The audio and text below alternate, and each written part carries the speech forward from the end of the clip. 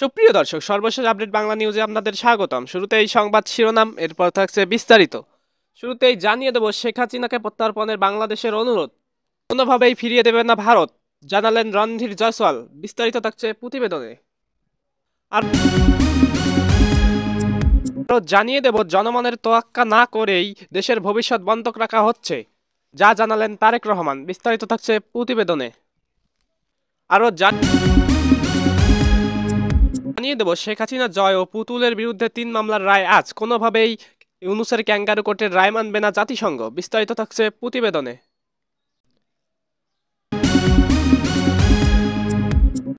আরও জানিয়ে দেব বাউল আবুল সরকারের মুক্তি দাবি, খুলনার সমাবেশেও হামলা। বিস্তারিত থাকছে প্রতিবেদনে। সারা দেশে বিএনপির চাঁদাবাজি ও নৈরাজ্যের বিরুদ্ধে সমাবেশ। বিস্তারিত থাকছে প্রতিবেদনে।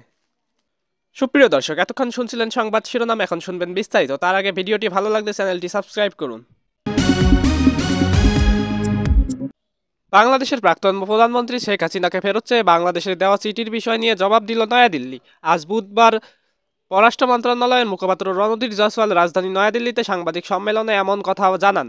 সাংবাদিকদের প্রশ্নের জবাবে জয়সওয়াল বলেন, আইনি প্রক্রিয়ায় অংশ হিসেবে বাংলাদেশের অন্তর্বর্তীকালীন সরকারের অনুরোধের চিঠির পরীক্ষা করে দেখা হচ্ছে। আমরা শান্তি, গণতন্ত্র, অন্তর্ভুক্তি এবং স্থিতিশীলতা সহ বাংলাদেশের জনগণের সর্বোত্তম স্বার্থের বিষয়ে অঙ্গীকারবদ্ধ। গত বছর ডিসেম্বরে প্রথমবার এই অনুরোধ করে ঢাকা। বাংলাদেশের পক্ষ থেকে এই অনুরোধটি গত ডিসেম্বরে প্রথম করা হয় এবং চলতি মাসে ফের জোর দেওয়া হয়েছে। ঢাকায় আন্তর্জাতিক অপরাধ ট্রাইব্যুনাল গত 17 নভেম্বর শেখ হাসিনা এবং তৎকালীন স্বরাষ্ট্রমন্ত্রী আসাদুজ্জামান খান কামালকে মৃত্যুদণ্ড দেয়। নয়াদিল্লির দেওয়া চিঠির বিষয়ে বাংলাদেশের পররাষ্ট্র উপদেষ্টা তৌহিদ হোসেন জানান, শেখ হাসিনাকে ফেরত চেয়ে পাঠানো চিঠির জবাব এখনও আসেনি। তিনি জানান, কূটনৈতিক পত্রের মাধ্যমে পররাষ্ট্র মন্ত্রণালয়ে এমন চিঠি পাঠানো হয়েছে। পররাষ্ট্র উপদেষ্টা মোহাম্মদ তৌহিদ হোসেন বলেছেন, ভারতের কাছ থেকে 1 সপ্তাহের মধ্যে উত্তর না পেলেও তারা একটি জবাব আশা করেছেন। এটি তিনি দিল্লি ঢাকার সম্পর্কের জন্য গুরুত্বপূর্ণ বলে মনে করেন। গত 5 আগস্ট ঢাকা থেকে পালিয়ে ভারতে আসেন হাসিনা। প্রসঙ্গত, গত বছর ঢাকা সহ বাংলাদেশের বিভিন্ন অংশে ছাত্র জনতার অভ্যুত্থানের মুখে পড়েন প্রধানমন্ত্রী শেখ হাসিনা। গত বছর 5 আগস্টে ছাত্র জনতার আন্দোলনের মুখে পদত্যাগ করে হেলিকপ্টারে ভারতে পালিয়ে যান এবং এখনও দিল্লিতে গোপন আশ্রয়ে রয়েছেন। এরপর তাকে প্রত্যার্পণের অনুরোধ জানিয়ে বাংলাদেশের 2 দফার চিঠি দিলেও সাড়া দেয়নি ভারত। গত 17 নভেম্বর আন্তর্জাতিক অপরাধ ট্রাইব্যুনাল গত বছরের এই আন্দোলনের সময় সংঘটিত হত্যাকাণ্ডের ঘটনায় মানবতা বিরোধী অপরাধে দোষী সাব্যস্ত করে শেখ হাসিনাকে মৃত্যুদণ্ড দেয়। এদিকে পূর্বাচল নতুন শহর প্রকল্পে ক্ষমতার অপব্যবহার করে 30 কাঠা সরকারি জমি বরাদ্দ নেওয়ার অভিযোগে দুর্নীতি দমন কমিশনের করা বহুল আলোচিত 3 মামলার রায় ঘোষণা করা হবে আজ। রাষ্ট্র ও আসামি পক্ষের যুক্তিতর্ক উপস্থাপন শেষে ঢাকার বিশেষ জজ আদালত এর বিচারক মোহাম্মদ আবদুল্লাহ আল মামুন গত রোববার রায় ঘোষণার এই তারিখ নির্ধারণ করেন। 3 মামলায় সাবেক প্রধানমন্ত্রী শেখ হাসিনা, তার ছেলে সজীব ওয়াজেদ জয়, মেয়ে সাইমা ওয়াজেদ পুতুল সহ মোট 47 জন আসামি ক্ষমতার অপব্যবহার ও অবৈধভাবে সরকারি প্লট বরাদ্দ, জালিয়াতি, অনিয়মের অভিযোগে তাদের বিরুদ্ধে পৃথক 3টি মামলা করে দুদক।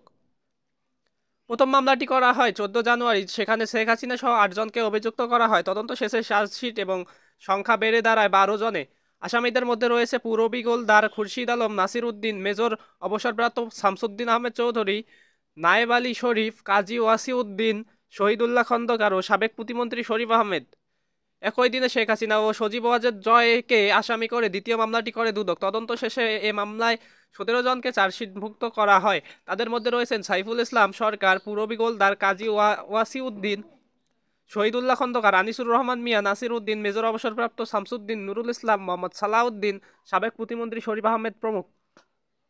তৃতীয় মামলায় শেখ হাসিনা ও সাইমা ওয়াজেদ পুতুল সহ 18 জনকে অভিযুক্ত করা হয়েছে। অভিযোগের মধ্যে রয়েছেন জাল রেকর্ডপত্র তৈরি, অবৈধভাবে প্লট বরাদ্দ গ্রহণ, সরকারি সম্পত্তি আত্মসাতের সুযোগ তৈরি। এ মামলায় অন্যান্য আসামিদের মধ্যে আছেন কবির আল আসাদ, তন্ময় দাস, নাসির উদ্দিন, মেজর অবসরপ্রাপ্ত শামসুদ্দিন, হাফিজুর রহমান, হাবিবুর রহমান এবং সাবেক প্রতিমন্ত্রী শরীফ আহমেদ। গত 31 জুলাই আদালত 3 মামলারই অভিযোগ গঠন করে বিচার শুরুর নির্দেশ দেন। দীর্ঘ শুনানি, যুক্তিতর্ক কার্যক্রম শেষে বৃহস্পতিবার রায় ঘোষণা হতে যাচ্ছে, যা নজর কাড়বে পুরো দেশের। এদিকে বাউল আবুল সরকারের মুক্তি সহ সারা দেশে মাজার, দরগা ভাঙচুরের প্রতিবাদে খুলনায় গণতান্ত্রিক ছাত্র জোটের বিক্ষোভ সমাবেশে হামলার ঘটনা ঘটেছে। এতে বামপন্থী ছাত্র সংগঠনটির কয়েকজন কর্মী আহতের খবর পাওয়া গেছে। বুধবার বিকেল 5টার দিকে নগরের শিববাড়ি মোড়ে এ ঘটনা ঘটে বলে জানান খুলনা মহানগর পুলিশের সোনাডাঙ্গা মডেল থানার ওসি কবির হোসেন।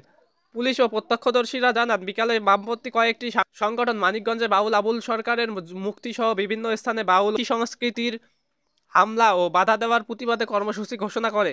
পূর্ব ঘোষণা অনুযায়ী গণতান্ত্রিক ছাত্র জোটের নেতাকর্মীরা সেখানে ব্যানার নিয়ে কর্মসূচি শুরু করেন।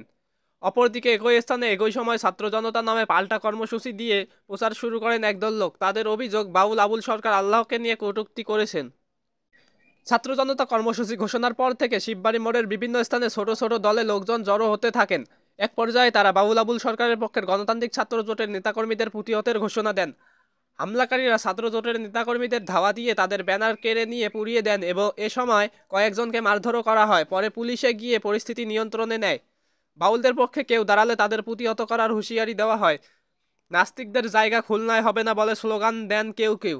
ওসি কবির হোসেন বলেন, একই স্থানে দুটি পক্ষের কর্মসূচি ঘিরে উত্তেজনা থাকার আগে থেকে এই ঘটনাস্থলে পুলিশ মোতায়েন করা হয়। পুলিশ পরিস্থিতি নিয়ন্ত্রণে রেখেছে। ব্যানার পুড়িয়ে ফেলার বিষয়ে তিনি বলেন, এ বিষয়ে কেউ অভিযোগ করেনি। পুলিশ সব পক্ষকে শান্ত থাকতে বলছে। এর আগে একই দাবিতে দুপুরবেলা ঠাকুরগাঁওয়ে বাউলরা সমবেত হওয়ার চেষ্টা করলে সেখানেও হামলার ঘটনা ঘটে। এদিকে বিএনপির ভারপ্রাপ্ত চেয়ারম্যান তারেক রহমান গণতান্ত্রিক ম্যান্ডেট ছাড়াই অন্তর্বর্তীকালীন সরকার চট্টগ্রাম বন্দর ঘিরে সাম্প্রতিক সময়ে দীর্ঘমেয়াদী সিদ্ধান্ত নিয়েছে। এটি অনির্বাচিত অন্তর্বর্তী সরকার দীর্ঘমেয়াদী সিদ্ধান্ত নিয়ে দেশের ভবিষ্যৎকে বন্ধক রাখছে, যেখানে জনগণের মতামতকে সম্পূর্ণভাবে উপেক্ষা করা হচ্ছে। গতকাল সোমবার রাতে নিজের ফেসবুক পোস্টে তারেক রহমান বলেন, চট্টগ্রাম বন্দর বাংলাদেশের অর্থনীতির প্রধান প্রবেশদ্বার। সেখানে যা ঘটে তা লাখো মানুষের জীবনে যে কোনো রাজনৈতিক বক্তৃতার চেয়ে গভীর প্রভাব ফেলে।